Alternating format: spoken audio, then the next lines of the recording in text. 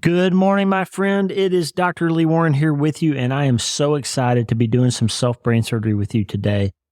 You're going to hear this on Friday, the 30th of August, and we are going all in. This has been the month of all in, and today's the third part of this episode that I thought was going to be one part, but it's just too good. It's too important. Approaches have consequences. Today we're going to talk about the final approach. We've talked about the approach of looking at your life by not thinking about your approach and the consequences of that. We talked about the approach of getting in despair and dismay and thinking that nothing can help you and the consequences of that approach and how that leads frequently to substance abuse and giving up and hopelessness and just not feeling like there's any possibility that things can get better. And then we talked about the, hey, maybe something can help me approach and how that can lead to you settling for a hack, for just knowing barely enough to get by, of not really being curious about the underlying process of how things really work and the ways that you could become a super user of your own life, a super operator of your own nervous system. And we talked about those consequences. And then that led us to talking about the scientific approach. Maybe science can help me. And this is not where you're waiting for some scientist or some guru to come and give you the answer and give you the magic potion. It's where you develop a disciplined scientific approach to investigating how you see the world. And you start questioning the ways that you seem to be observing the world. And then you try to experiment to prove if what you think is true is really true. And that might lead you to some startling conclusions that you need to adjust your assumptions. And the things you think you know about your life might turn out to be in need of some adjustment or some fine tuning. And it may turn out that you have to make some totally different decisions because the data just don't support the way that you thought your life was going to go. And that might lead you, as we're going to talk about today, to a fourth approach. The consequences of the scientific approach is that it might very well, like it has for scientists throughout history, it might very well lead you to the trembling conclusion that there's got to be more to the story than what we can account for with our own will and our own intelligence and our own hearts. And that might lead you to this questioning of what's out there that's bigger than I am. Is there a truth that's deeper? These scientific pathways that I've been following are producing some results for me and I'm finding progress, but there's something more and I can feel it and I can taste it and there's got to be more. And that's what we're going to talk about today. The fourth approach, the all-in approach of what if God can help me? Maybe God can help me.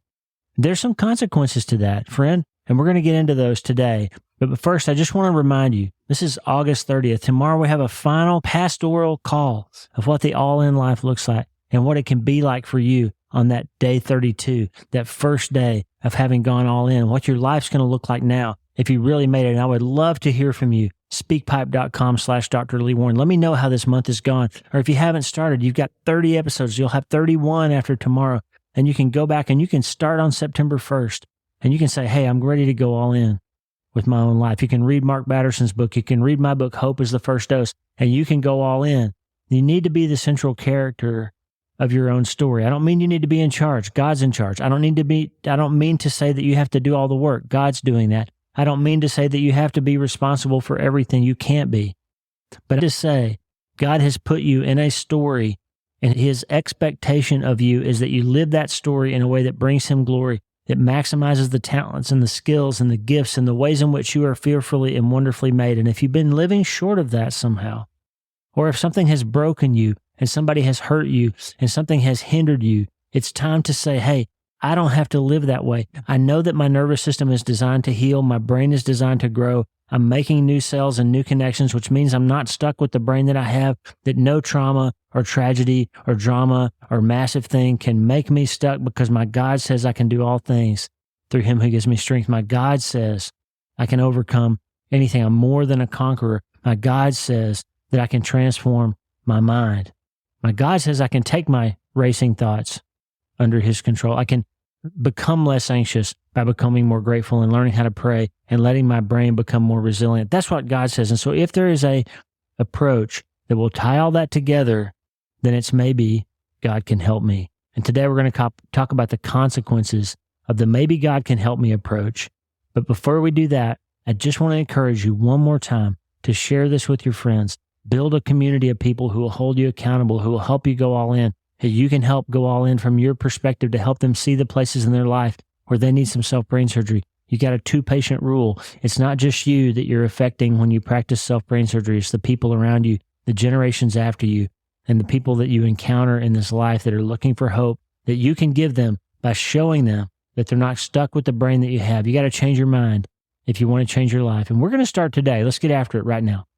Friend, if you've been practicing this maybe science can help me approach, if you've been investigating, you're making observations, you form a hypothesis about what might work or what might be going on or what the issue might be, and you've run some tests and you've realized that how you observe the problem affects the outcome of the problem because you're not in a classical world, you're in a quantum world, a God who has built you to have an effect on the universe and the people around you, that your life matters and has a purpose. And maybe that scientific approach has led you to the startling conclusion that there's got to be more to the story than this all just being an accidental accumulation of mutations and changes and explosions and bits of particles being created and combined in some way that over millions of years you ended up being here. Maybe there's got to be more to the story than that. And friend, I'm just here to tell you, if you get to that place where you think, I love this approach, it's making progress for me, but I know there's a level I can get to because I can taste it. I just can't quite get there. Maybe that level is that you need your loving, kind, generous, gracious, wise professor. He's not just a good doctor. He's a great physician. Maybe you need him to come alongside you. Maybe you've never even acknowledged that he's out there. Maybe you've never allowed yourself to believe that there's more to the story. I'm just here to tell you, I'm not a moron, okay? I'm not a simpleton. I am a board-certified neurological surgeon. I am a lifelong pursuer of truth. I am a neuroscientist. I have published in The Lancet and the Proceedings of the National Academy of Sciences and the Journal of Neurosurgery and many others. I have my name on chapters in textbooks all over neurosurgery and spine and brain surgery and athletics and all kinds of things. I'm a legitimate scientist, and I'm here to tell you science and faith are not enemies, my friend. They are designed to complement one another. God, as it's been said, didn't just write one book, the Bible. He wrote 2 books, and the other book is nature. And using science to investigate nature is the way that some of us find our way to God. You've heard that story. My friend Michael Gillen was an atheist, and he went to Cornell and got a PhD under Carl Sagan, and in quantum physics, he found God.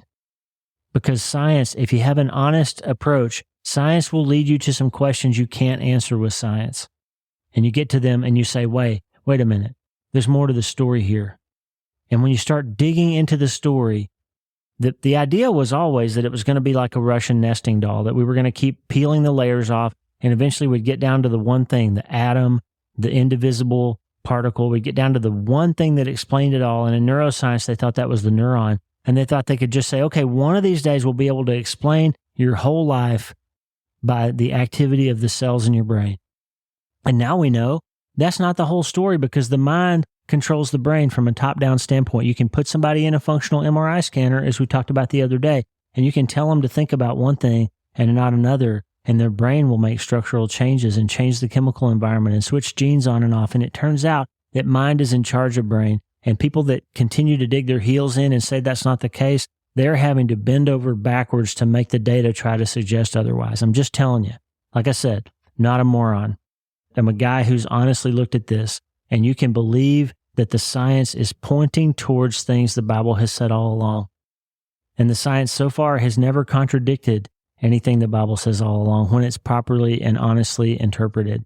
So if you get to that place, friend, where you just feel like there's got to be more, I'm telling you what the more is, and it might be that it's time for you to taste and see that He is good. It might be that it's time for you to dig in and stop letting people tell you about God and you deciding you're going to learn about Him. Stop letting people tell you about the Bible and how it was constructed and what it is and what it's not, and actually start reading it. I would suggest that you start with the Gospel of John. If you want to know who Jesus is, don't ask other people. Read what He said about Himself. Read the stories of the things that He did. And don't get too caught up in the fact that you're going to hear, like the email that we got the other day, that there's other books out there that weren't included in the Bible. That's all true, but there's good reasons for it. And you can read J. Warner Wallace's book, The Truth About True Crime. You can read Lee Strobel's book, Is God Real? And you can find out some great information about why the Bible is what it is. There's good information, historically valid information out there. And I'm just telling you, though, if you don't want to do all that and you're just at that point of trying to taste and see, you can trust me.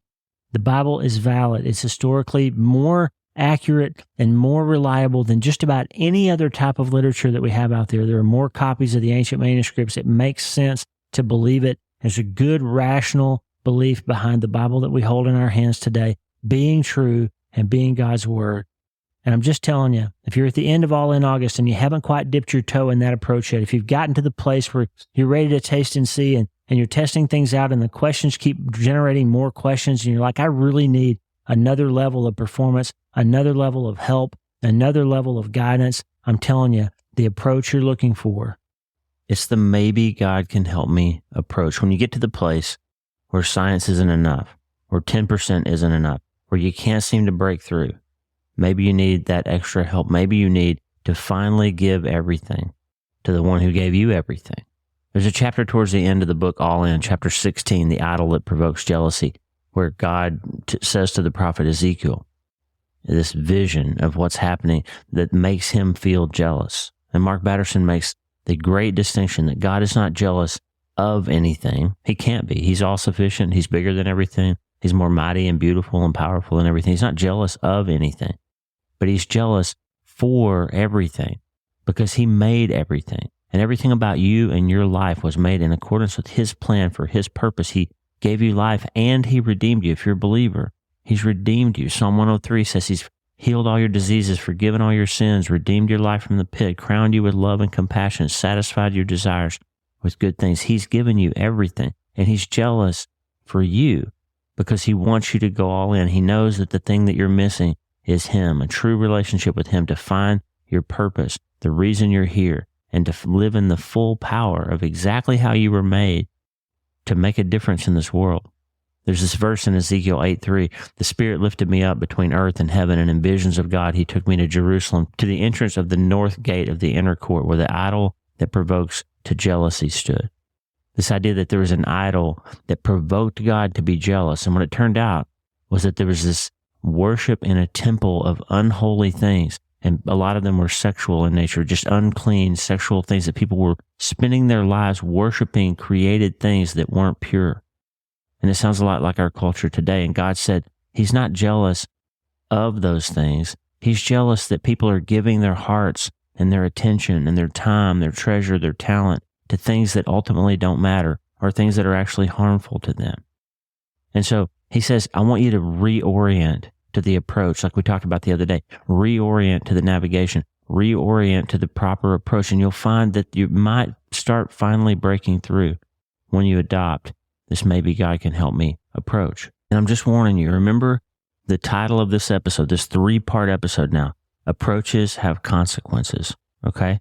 So if you use this scientific approach and you got to the place where you could develop this process of checking things out and squaring up your results with your hypothesis and changing your hypothesis to say, wait a minute, maybe I had it wrong. Maybe I need to look at it this way. Maybe I need to move my approach and try this or pay attention to this in a different way or stop focusing so much on my symptoms and more on my solutions, that you find some way to move forward. And then you get to this place where you say, wait, there's got to be more than that. I see all this design and all this organization and all this perfection in the plan. And there's got to be more than just accidental organization, because nothing ever that I can test and measure ever seems to organize accidentally. There's got to be more. And you start looking for that source of power and you finally find it. Then it seems like you can finally connect to something bigger than you. And then it turns out the consequence of that is that guess what? Your nervous system is designed to operate in accordance with his guidance. And it turns out that your brain gets bigger and more resilient and more robust when you pray and meditate. And the data all supports it. The Bible's been saying it all along. And all of a sudden you recognize that going all in with God actually turns out to be the thing you were missing all along. And there's consequences. The consequences are maybe your life isn't just about you anymore. Maybe you start hearing that nudge. You hear that voice that says, no, this is the way. Walk in this way. Maybe you're not calling the shots on your own life anymore. And maybe you recognize that God's got a plan that's better than yours. That Jeremiah 29:11 says, I have a plan for you, a plan to prosper you and not to harm you, a plan to give you hope and a future. Maybe his vision for your life is bigger than your vision of your life has been. Maybe he wants to call you to a different city or a different job or a different kind of life than you thought. Maybe he wants you to give more, serve more, go more. Maybe he says, hey, it's time for you to heal. It's time for you to put down this idol of grief or pain that you didn't think you could get past, and let me be big enough to heal you. Maybe it's time to use that pain that you thought was the defining characteristic of your life. Maybe it's time to use that to refine you instead. Maybe it's time to finally put down the bottle and the excuse of, well, I need this. It's the only thing I can use to get through the day. Maybe it's time to let him be sufficient for you, to be the all-sufficient Christ for you, to fill you up with water that doesn't make you thirsty anymore, to give you food that doesn't make you hungry anymore. There's consequences to the maybe God can help me approach. That's why so many people reject it. That's why so many people won't quite go all in, because they get up to that place where they say, wait, maybe I won't get to make all the decisions anymore. I'll have a compass that's guiding me that's different than the one I thought. Listen, friend, he's jealous for you, not of you. He's jealous for you because he made you. He fearfully and wonderfully made you in his image. The neurons and the synapses and the chemicals in your brain were created by him to make you uniquely you. You've got a mission and a purpose and a calling for your life that is unique among all the people ever created. And there's a mission for you. There's a purpose for you. Your life is not just a series of days and massive things that happen and ways to cope with them. Your life is meant to be on purpose, for a purpose, heading towards a purpose, and to help other people find their way too. That's what all in's about. And the maybe God can help me approach is the way to get that done at the highest level. I've been telling you, my job is not to tell you what approach to take. It's to tell you that you need to take an approach, that you need to be diligent about how you live your life. That's why I've been getting up extra early. That's why I'm doing this work to bring you these episodes every day for the month of August. I want to give you a 31-day playbook for how you can go all in, that you can use in September and October and November and December, and you can use it every month, and you can use it to find your way to go all in, to say, hey, I'm tired of living like nothing can help me. I'm tired of hacking my life and trying to find just a little foothold to get a little bit better. I'm tired of working and diligently refining my approach and finding that I can make things happen, but I just can't quite break through. And now I'm ready to go all in for the all in all. I'm ready to let the great physician be my professor and help me perform self-brain surgery every day so I can change my life by changing my mind. I'm ready to go all in. Friend, are you ready? We got one more day. I'm going to give you one more episode. We're going to do a little bit of a wrap up in the next episode tomorrow as we finish all in August. And then remember, there's only going to be one episode a week from now on. And in September, there's going to be some replays of old episodes for the very specific purposes of getting you ready for October 1st when we go live on the new network with very different kind of format. I'll lay all that out for you in tomorrow's episode. But I'm so excited about where we're going and the deep work that we're going to be doing.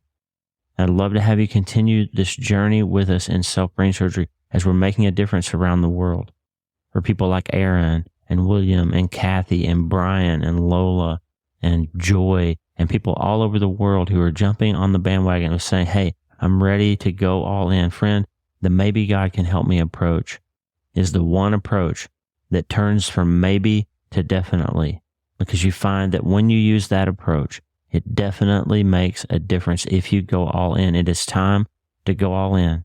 This is episode 30, day 30 of the All In August for 2024. Are you ready? Are you ready to go all in? Are you ready to change your mind? Are you ready to change your life? And there's only one thing left to do. It's to start today.